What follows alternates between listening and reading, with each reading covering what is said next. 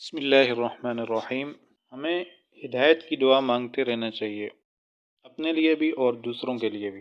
یہ دعا اتنی عام ہے کہ قرآن پاک میں اللہ تعالیٰ نے سب سے پہلی دعا جو سکھائی ہے وہ یہی ہدایت کی دعا ہے، اور اس دعا کو متعدد بار روزانہ ہم اپنی نمازوں میں مانگتے ہیں۔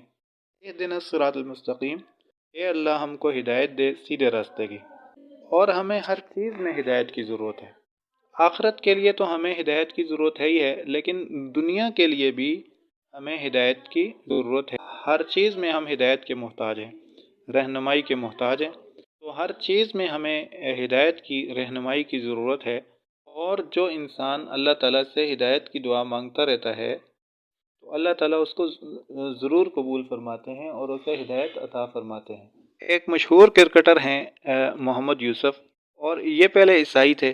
ان کے بارے میں معلوم ہوا کہ وہ بہت عرصہ تک اللہ تعالیٰ سے ہدایت کی دعا مانگتے رہے کہ اے اللہ اگر اسلام ٹھیک ہے تو اسلام کے بارے میں مجھے ہدایت دے دے، اس کی رہنمائی فرما، اور اگر عیسائیت ٹھیک ہے تو اسی پر مجھے رہنے کی توفیق عطا فرما۔ تو وہ بہت عرصے تک اللہ تعالیٰ سے دعا مانگتے رہے، تو اللہ تعالیٰ نے انہیں ہدایت کی دولت نصیب فرما دی اور وہ ایمان لے آئے۔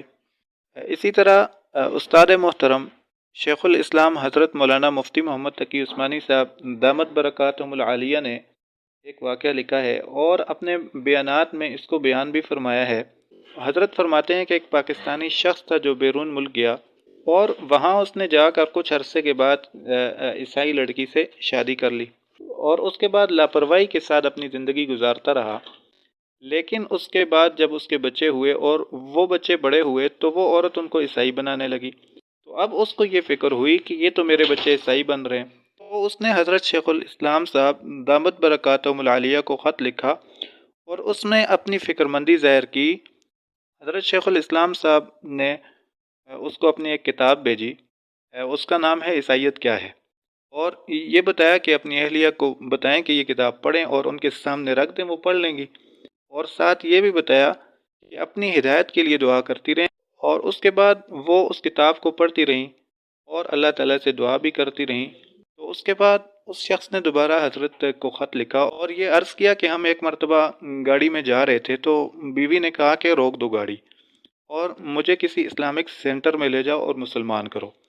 اس نے جب دعا کی تو اللہ تعالیٰ نے اس کی دعا قبول فرمائی اور اس نے ایمان کی دولت نصیب فرما دی۔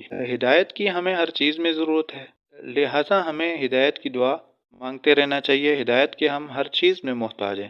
اللہ تعالیٰ سے دعا ہے کہ اللہ تعالیٰ ہمیں عمل کرنے کی توفیق عطا فرمائے۔